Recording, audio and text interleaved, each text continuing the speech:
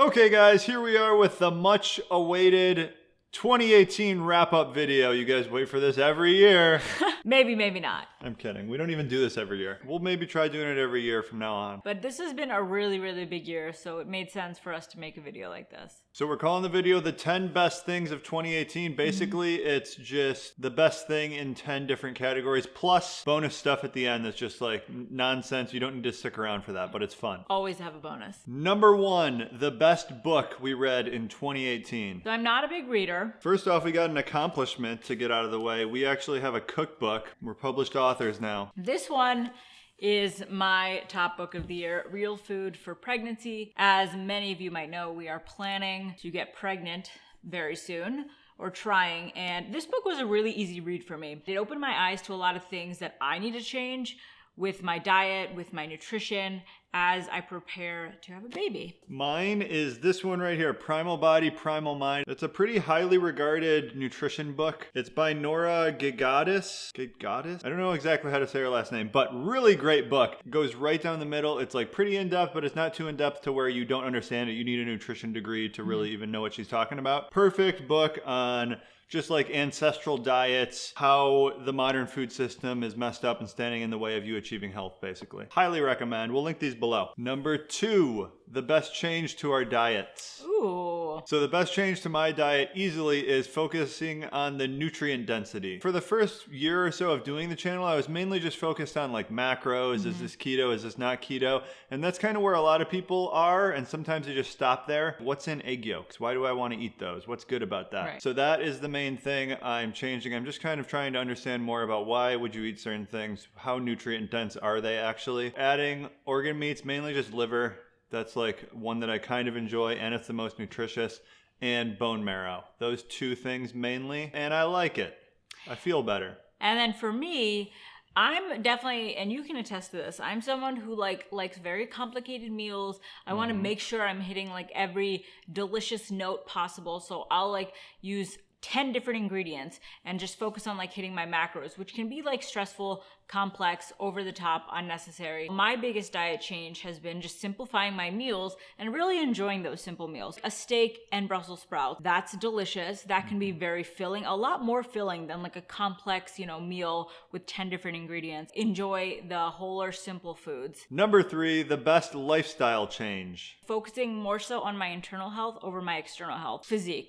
Looks, just trying to go to the gym just because I want like a better bod or I want to look better in a bikini. So internal health, I've learned, is like the most important thing, because the root of all issues, so I have psoriasis, bloating, just any little thing, if you have headaches, if you're sneezing frequently, if you have eye issues, like those are all related to food and things you're eating in some way. And also that has led me to not compare myself as much to people. Mine is not working so much and just enjoying things. I used to feel guilty about playing video games, and I really get addicted to them pretty easily, but now I'm partially addicted, I would say. Would you say partially?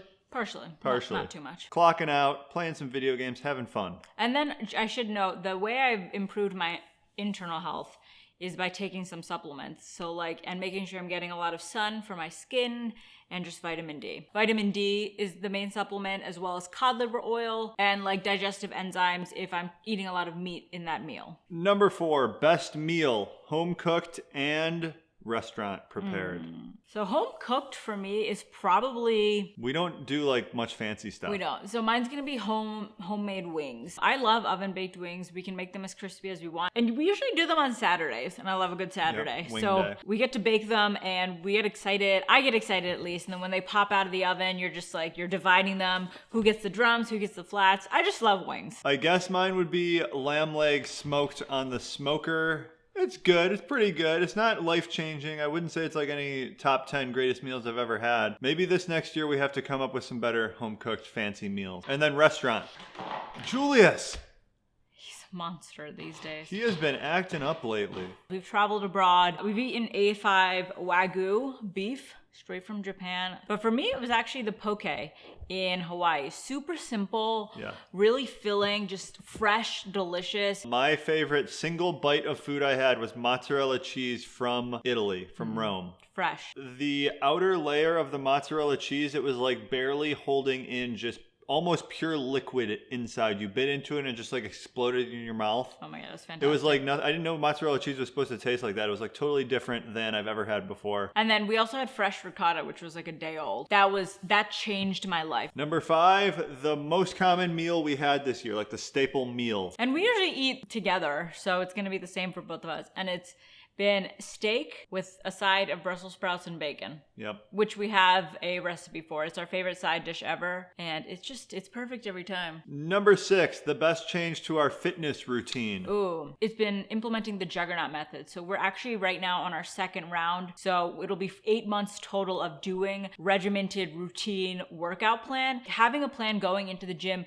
pushes you. Writing down your list and trying to improve week on week really pushes you. Not only having a structured plan, but also taking progress pics. So I took one January 1st of this year, and now when I take one January 1st, 2019, I can compare and see how the Juggernaut method, how implementing a structured plan has changed my body. For me, it's simple. It's just tracking your progress, actually writing down your weights. It's boring. It's like kind of tedious. I made a spreadsheet, or I actually just downloaded one, and I've been tracking it for 8 months straight. It keeps you accountable. It gradually increases your lifts. So you're not just going into the gym and you're like, today I'll do whatever 150. That looks good. It feels heavy. Number 7, the best recipe of the year from us that we made. I really wanted to go savory for this because obviously you're gonna go dessert. Why wouldn't you? But I couldn't find one that I really, really loved over any of the desserts. So my favorite recipe of the year that we made is the butter cake, which Matt made. I'll credit him for that. That's true. Mine is a chocolate tart. We also have chocolate truffles. It's kind of like the same tart filling recipe in truffle form. Those two. Those are both really good, but the tart is the one I'm picking. We'll link both of the recipes below. They're both really good desserts. They're both fire. Apparently now the kids spell fire just like F-Y-E. Fire. Like F-Y-E, like the store? The music store? Borders. You know what Borders is? Yeah, Borders doesn't even exist anymore. No, neither does F-Y-E. I remember waiting at Borders for the Harry Potter book, the 5th Harry Potter. A lot of the kids were dressed up with like wands and capes and stuff. If you logged into any kind of video game like World of Warcraft, everyone was saying Snape killed Dumbledore. So you couldn't even read the book. You had to just shut off all electronics and read the book. Number 8, the best new keto snack of the year. So it can't be an old one that already existed. New. And we're experts on this. Yeah, we are. For me, it's the tortilla-style nacho cheese Quest chips. And here they are. So they have 3 flavors. And this one by far is the most delicious. There was a period I was eating it every single night. And these are not to be confused with the old Quest chips. Those are cardboard. You gotta get tortilla style. And then I'm going a little controversial. A lot of people don't like these, I think. They've actually reported to me, but I love these. So this is real good pizza. It also shows you like what a snack is to Matt. Cauliflower crust. Which and isn't I'll do like pizza. half of it. So the first time I tried it, I was like, meh, it's kind of cauliflowery. It's not like the best thing I've ever tasted. But then a few days later, I just wanted to keep having it. And I think what it is that it's actually really substantial and filling the way that pizza kind of is. Where if you get a lot of these other low-carb pizzas, they're not filling the same way. Like Quest pizzas, I can eat a couple of them. Yeah, and me then too. the poops are not good after that. But give it a try. They have them at a lot of grocery stores. We've seen them at Kroger and Walmart. Number 9, the biggest change of your mindset around your diet. This is a pretty recent change. So like I want to say the past 3 months, I have put away the scale. I am not obsessing over my weight. I don't weigh myself every single morning. And then occasionally When have you weighed yourself last? a week ago. Okay. I weigh myself once a week. That helps me stay accountable, on track, see where I'm going with, because I'm not going to like just completely cut off weighing myself and then blame, something else. It's taken me a long time to come to this point, but it's just taken away so much stress. Mine is about thinking about carbs and stuff differently, not focusing so much about macros, basically. Some people will say yogurt or things like that are, not keto. But I think instead of being so much in like the Black and white mindset. yeah, like you got to be on certain team. Like, are you doing keto? Are you not? It's better to just be weighing out the actual nutritional qualities of the food and like, is it a nutritious part of your diet? Is it making you feel good or not? For certain things I've been adding lately that maybe when I first started I wouldn't have necessarily thought were good is like I've been making yogurt homemade from milk.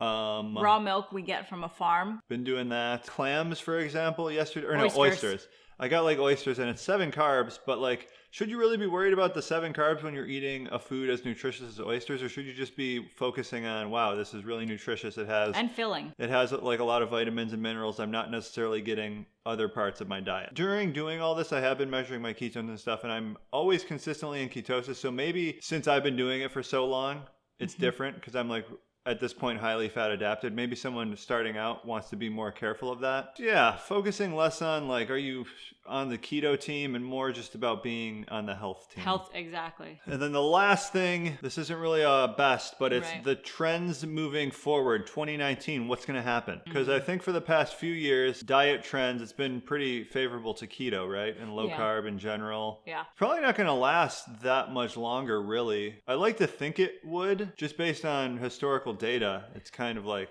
proven that it's probably not going to last, but I think this time maybe it's different because more people are informed. Yeah, I guess I just don't understand then where we're headed.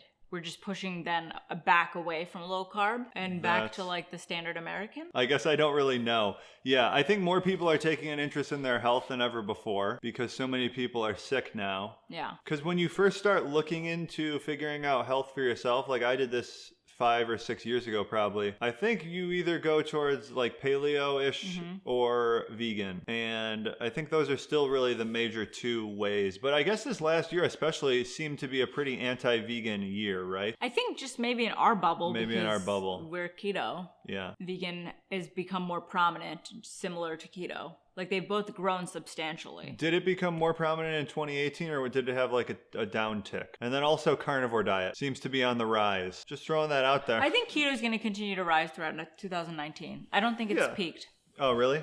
Yeah. I feel like it has peaked. That's not to say that you should be basing dietary decisions on trends. What's hot, right? You should just be basing it on like sound research, what makes you feel good, which is going to be unchanged through the trends, of course. Right. But it's great to know that it's growing, right? You would think, yeah, it means more people are getting healthier, feeling better. Yeah. So now the fun stuff that isn't relevant to diet and fitness at all. Best movie of 2018, and we've seen a good bit of them. A good bit, but it's hard to remember them. But for me, I'm going to say my favorite, I was definitely on the edge of my seat. I was super pumped to see this. Like I was waiting all year round. A Quiet Place. It took me by surprise. I didn't expect the ending to be the ending. I don't know. There was just it was so good. And we had our movie snacks, of course. Yeah. So that the snacks play into it big time. John Krasinski though and Emily Blunt, they're married in real life, so it just made it so much more cuter to think about them shooting together. It's not my favorite. It's what we do. Now that you're mentioning it, I do realize that like your mind state going into a movie, how you're feeling, that all really plays into the experience a lot. And it is a great experience. You know, it's really nice. I love it. You pay $10 and you're guaranteed a pretty solid experience. Or a nap. Oh, I forgot we saw Jumanji. That was really good. I fell asleep. With Dwayne Johnson. Oh, so was Rampage. Oh man, Rampage was terrible. It was Skyscraper. Like all Dwayne Johnson movies and Quiet Place are my top. Skyscraper was like fun to watch, but it's obviously not a good movie. So mine is something I just saw about 2 weeks ago. The Favorite. That was Didn't good. think I would love it. We went to the theater thinking we were going to see the Clint Eastwood movie. Whoa, amazing masterpiece of a movie. It's both critically acclaimed as an awesome movie, which it should be, but there's a lot of times, like, have you guys seen The Artist? It's like black and white. It won Best Picture, but it's unwatchable in my opinion. There's a lot of those type of movies, like The King's Speech. It won Best Picture. Not really my jam. This one I think is a contention for Best Picture, but it's also extremely enjoyable. Just like the power dynamics. The whole movie is power dynamic. I don't know. If you're looking for action, you're not going to like it. But if you're looking for just like it's a lot of dialogue. Hard-hitting, relationship-based drama, it's awesome. Best show. We're actually unanimous on this. HBO presents Succession. Another one that's just character-driven. From left field. What's it saying? Left field? Yeah. Came out of left field? Came out of left field. We sat down, we were like, whatever, let's just start this dumb show. And by the end, we were like we were gripping. Yeah. The last few episodes, it's a little bit of a slow build. You got to invest, like I would say, 2 hours of not the best kind of like build up. Yeah. But it's really character driven. So you got to get to know the cast. You got to get to know their personalities. And then just all comes around at the end. It's really great. And you really think about your family dynamic, right? So it reminded me of me and my brother and my dad. Everyone can just relate to it in some way if you have a sibling. Best new artist of the year, musical. For me, unexpectedly, Jaden Smith. I love Jaden Smith. Will Smith's son. He's super cute, and like I watched him grow up, and I didn't expect him to become like a music sensation. He's easy to hate on for sure. And the Everyone's initial easy to hate reaction, on. like I remember the first time I heard Jaden Smith music video, it was like maybe 2 or 3 years ago. I was like, oh, this is like kind of a joke, right? But he's actually a serious artist and he's pretty good. The first time I heard him, he did a Frank Ocean cover with Justin Bieber. He was really young, and he was so good. Okay, mine I think is pretty easy. Smashed it out of the park this year, Juice WRLD. Now, he's on the top 100. You've probably heard of him by now. He's like a big hitter, and he's actually incredibly talented. I think he's going to be here to stay. But I want to give you a few deep cuts. 3 others that I love. Do not say Lil Pump. No. Okay, we got J.I.D. He's kind of like Kendrick prototype. Kendrick Lamar. Very lyrical. You got Jay Critch. I want to say kind of lyrical, kind of like pump up music. Pretty diverse though. He's got a wide range. And then the deepest of deep cuts. This guy's gonna blow up in 2019. I'm almost positive. If I could sign him, I would to my record label. Jay Osama. No one knows about this guy. He's getting like maybe 100,000 plays on YouTube at most. Jay Osama's my guy. 2019. You heard it here first. Best purchase of the year. Probably the house. Because it's really, I mean, first of all, it's our home now, and we love it. We have a backyard for Julius. We have 2 offices, so we're both working from home, but we're not like at each other's throats. Like, it was very difficult working from home, going to the gym together, literally doing everything together and living in a small apartment. So this has definitely changed up our cooking experience, our vlogging experience, our relationship. In the South, not all houses, actually like most houses don't have basements. Right. I didn't realize this growing up in the Midwest, how vital, at least for me, a basement is. Mm-hmm. It's like an escape. It's dark, it's kind of dungeony, and I like having a little portion of the house that's dungeony. It's also Miley's dungeon, so like him and Miley just hang out down there all the time. Yeah, she just lurks in the shadows. My best purchase, I wasn't thinking as big scale as her, these right here. This was my first thought. These are about $70, I think. They're sheepskin? Sheepskin sandals, worth every penny. They keep you warm. They're nice. Yeah. They're just house slippers. House slippers. For so long, I was getting these really cheap, like Dockers brand, I think it was, for $12. And they just get worn out so much. They last maybe like 6 months. These are holding up really good. They keep me so warm. I like these a lot. I don't know the exact brand. It was honestly just from the mall, but I think there's a lot of different companies that make stuff like this. Yeah, just look online. That's our video, the best things of 2018. I also love the Christmas tree I bought. It was expensive, but it was worth it. Matt was like not pleased when I bought it. I just didn't realize how much Christmas trees costed because my family would always go in the woods and saw one down at a Christmas tree orchard, and that was like $15.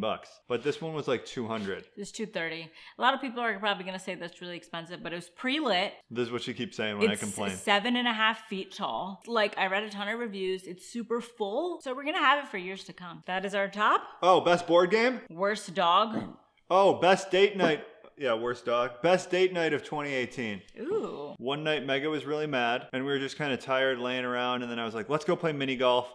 We played mini golf, and then there was also like a really bad arcade, and we love playing arcade because we play skee ball. We have like a ongoing rivalry. She's actually pretty good at it. So we just played a bunch of things, and then we kept trying to win tickets to get Julius a toy, but you need so many tickets. We got him a toy, though. We ended up getting him a toy, and he immediately popped it. That was pretty fun. Yeah. But for me, it would probably be one of, and we did this a couple times, we did a cheese board and whiskey, eating and drinking and laughing and talking about memories. Because, you know, you don't have your phone, you don't have the TV on, so you're just really enjoying each other's company. Oh my God. Worst dog of 2018. Belongs to us. All right, guys, that's it for 2018. Comment below with any of your takes, especially if you got shows, movies, any recommendations like that for us. Food, meals we should make in 2019 because we're boring. And don't be that guy that recommends Game of Thrones. We all know Game of Thrones is an awesome show. You're not the first one on Game of Thrones. All right, we love you.